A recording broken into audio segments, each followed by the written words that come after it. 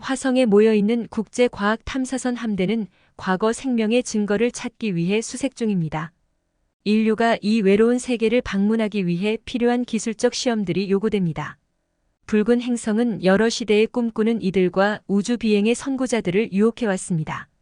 두 행성 사이의 방대한 거리를 넘어가는 시각화를 하였습니다. 오랜 기간 동안 우주에서 인류의 운명은 어떤 것일까라는 질문들이 떠돌았습니다. 우리는 화성에 두 번째 집을 건설할 수 있을까요?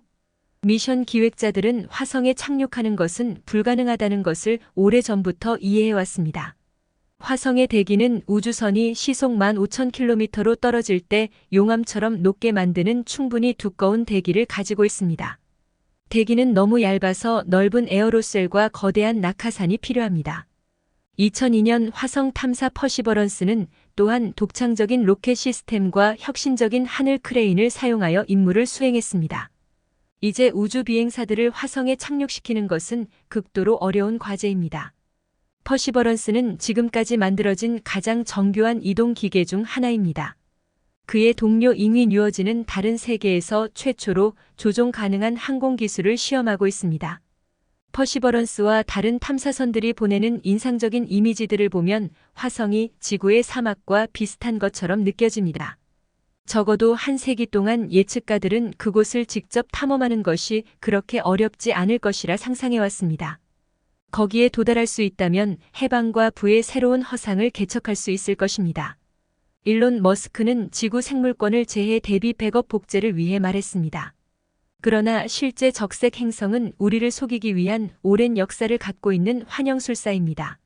남극보다 추운 공기가 건조하고 발 아래에는 강렬하고 유해한 모래가 있으며 머리 위로는 치명적인 방사선이 비참한 세계입니다. 우리가 원하는 화성은 오랜 세월 동안 인간의 환상을 자극해온 것이지만 그것은 실제로는 존재하지 않는 화성입니다. 지구와 화성이 약 780일마다 가장 가까워지는 행성 대면이 있으며 이때 화성을 모니터링하기에 가장 좋은 시기입니다. 몇 주 동안 화성은 느려지고 되돌아가고 다시 속도를 내는 것처럼 보입니다.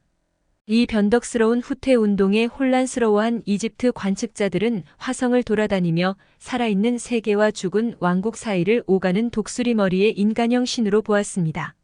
수메르 천문학자들은 화성을 빠른 변덕스러운 방화형 신으로 여겼습니다. 기원전 357년 5월 5일 그리스의 철학자 아리스토텔레스는 반달이 적색 행성 앞을 통과하는 것을 관찰하고 화성이 달보다 더 멀리 떨어져 있어야 한다는 사실을 깨달았습니다. 그는 화성이 달의 200배나 더 멀리 있는 것에 놀랐을 것입니다. 달에 도달하는 데 3일이 걸리는 화학 로켓은 화성에 도달하기 위해서는 7개월이 걸릴 것입니다. 미래의 핵 연로켓 기술은 그 여정을 3개월 미만으로 줄일 수 있을 것입니다. 그러나 작은 우주선 안에 그렇게 오랜 시간을 보내는 것은 여전히 오랜 시간입니다. 작은 행성은 어떤 더욱 주목할 만한 충돌 사건에 의해 타격을 받았을 수도 있습니다. 남쪽에서 북쪽으로 날아가면서 화성 지형은 붉은 산맥과 오렌지 산맥에서 초록과 파란 계곡으로 내려갑니다. 화성의 전체 북반구는 거대한 오목한 타원체로 행성의 40% 이상을 덮고 있습니다. 만약 이것이 충돌 지점이라면 들어오는 물체의 크기는 소행성 플루토와 비슷할 것입니다. 이것은 화성을 변형시키며 내부 다이나모를 차단하고 보호용 자기장을 파괴하여 생명을 유지할 수 있는 대기의 가능성을 없애버릴 것입니다. 일론 머스크의 화성 정착자들이 화성을 향해 항해하기로 결정한다면 그들은 다시는 헬멧이나 주거지 밖에서 숨을 쉴 수 없다는 사실을 받아들여야 합니다. 그들은 치명적인 환경 속에서 몇 달 동안 공허한 세계를 가로지르며 생존 가능한 대기를 갖춘 곳에서 숨을 쉴 수 없게 될 것입니다. 1610년 10월 갈릴레오 갈릴레이는 기록했습니다. 26년 후 첫 번째 망원경으로 목성을 관측한 것이 알려져 프란체스코 포타나가 행성의 첫 번째 그림을 그렸다고 합니다. 그는 이 행성이 검은 알약과 같이 보였다고 했습니다. 1650년경에는 네덜란드의 물줄기에 사는 네덜란드 형제 크리스티안과 콘스탄틴 후이겐스가 훨씬 더 발전된 광학을 개발했습니다.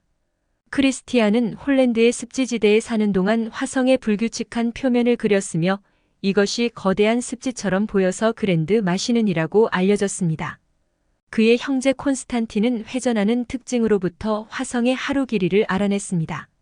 이후 7년 후 조반니 도미니코 카시니가 이 숫자를 24시간 40분으로 보완하여 현대 천문학자들이 측정하는 것과 매우 가까워졌습니다.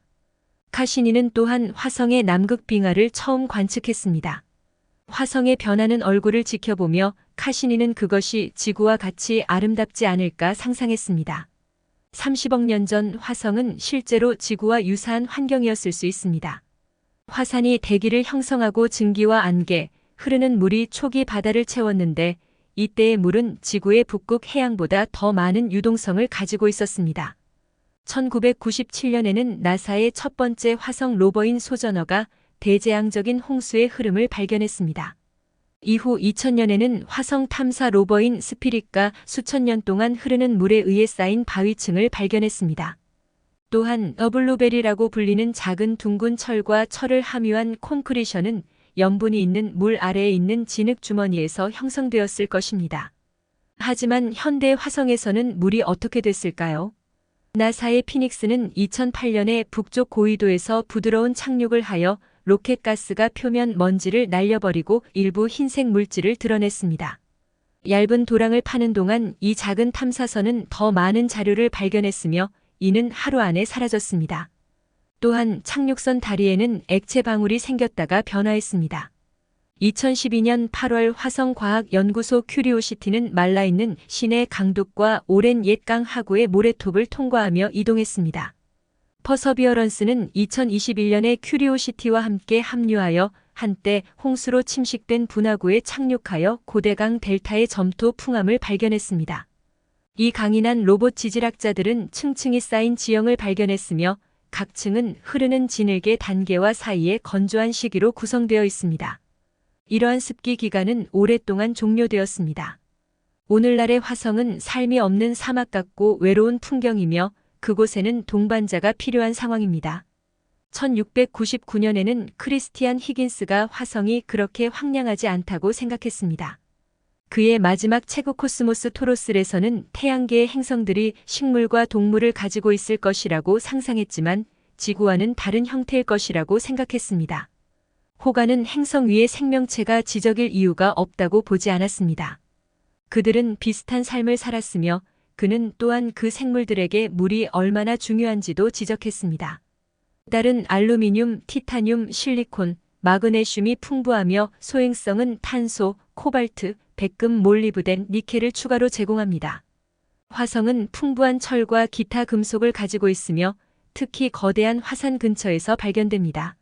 화성의 핵심 성분은 물 얼음입니다. 이것은 호흡 가능한 산소와 수소 연료를 만들기 위해 분리될 수 있습니다.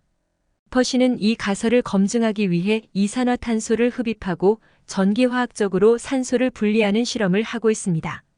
지하에 있는 물과 대기 중에 이산화탄소를 재배열하여 메탄과 산소를 만들고 그 산소를 사용하여 메탄을 연소시키면 화성에서 추진제를 만들 수 있습니다.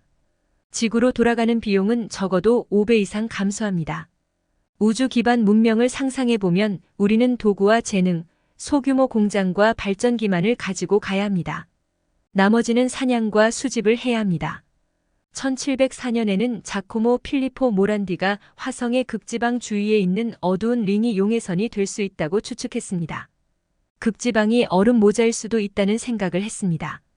9년 후 윌헬름 허셜은 은내 화성의 극지방은 물 얼음이며 넓은 어두운 적도 지역은 바다일 것이라고 선언했습니다. 허셜은 그 바다를 항해하는 경험이 어떨지 상상했으며 화성은 지구의 바다에서 생명이 나타나기 전에 바다를 잃어버렸습니다. 알려진 행성 중에서 가장 평평한 지형인 북부 사막 저지대는 고대 해저와 같은 모습을 보여줍니다. 극해는 행성의 3분의 1 정도를 덮었을 가능성이 있으며 높이는 최대 4km까지 도달했을 것입니다. 1786년에 허셜은 화성인들이 비슷한 상황을 즐길 것이라고 추측했습니다. 그는 화성의 대기가 부서지기 쉬울 것이라는 것을 깨달았습니다. 이 행성은 희박한 이산화탄소로 둘러싸여 있으며 공기 속에는 거의 물이 없습니다. 지하지열에서 나온 메탄이 존재할 수 있습니다. 메탄 수준은 때때로 증가하고 사라집니다. 또한 많은 전문가들은 지하에서 무언가가 생명을 유지할 수 있는지 궁금해합니다. 이상하게도 요한 슈레더는 화성에는 고체 표면이 없고 떠다니는 구름과 안개 비가 있는 것으로 제안했습니다. 그러나 1789년에 슈레이더의 이 변화하는 풍경은 그의 거대한 망원경 위의 불안정한 지구 대기 때문이었습니다. 화성 대기의 진실된 이야기는 적어도 10억 년 전으로 거슬러 올라갑니다. 태양으로부터의 강한 자외선과 분리된 태양풍은 낮은 중력과 연약한 지구 자기장을 가진 화성을 공격했습니다. 화성은 자신의 보호 대기를 유지할 수 없었고 대부분의 대기가 우주로 사라졌으며 나머지 물은 지면으로 흡수되었습니다. 그러나 1831년에는 이러한 끔찍한 역사에 대한 지식이 없었습니다. 요한 하일리히 모들러와 윌헬름 바더는 정확한 화성 지도를 제작했습니다. 그들은 장막 자오선 베이라고 나중에 이름 붙여지게 될 특징을 기준으로 영경도 선을 배치했습니다. 번은 13년 동안 이를 탐구하며 메마른 풍경 이미지를 지구로 전송했습니다. 우리의 탐사선들이 바라보는 곳마다 과거의 액체물의 증거를 발견합니다. 오늘날은 바다가 없지만 숨겨진 얼음은 풍부합니다. 화성 정찰 위성은 침식된 절벽면에서 100m 이상 두꺼운 응축된 얼음을 기록했습니다. 북극을 통과하는 비행에서 최대 2km의 얼음이 누적되어 있는 것으로 나타났습니다. 이는 화성의 기후가 따뜻하고 안정된 시기 사이를 주기적으로 반복한다는 것을 시사합니다. 궤도에서 자세히 들여다보면 가파른 분화구의 비탈에서 나타나며 사라지는 어둠의 줄기를 볼 수 있습니다. 이것들은 사막의 비구름 평야와 매우 흡사해 보입니다. 또한 많은 연구자들은 그들이 질 수 있는 물을 불어낼 수도 있다고 생각했습니다. 하지만 새로운 분석은 적어도 큰 것들은 둥근 모래 입자들이 서로 굴러가며 흐르는 것과 같이 건조한 시냅스로 추정된다는 것을 보여줍니다. 화성의 낮은 중력에서 액체와 같이 흐르는 작은 것들은 습기가 있는 것처럼 보였습니다. 1863년 천문학자 카밀 플라네리는 지적 생명체에 관한 아이디어를 제시했으며 행성들에서의 생명에 관한 그의 8권의 책 중 첫 번째를 출판했습니다. 다양한 행성들은 지구와는 다른 생명체를 유발할 것이라는 생각은 플로리안에게 환기시키는 계기가 되었습니다. 화성 로버들은 암석 속으로 탐사하여 생명의 기본 구성 성분이 풍부하다는 것을 보여주었습니다.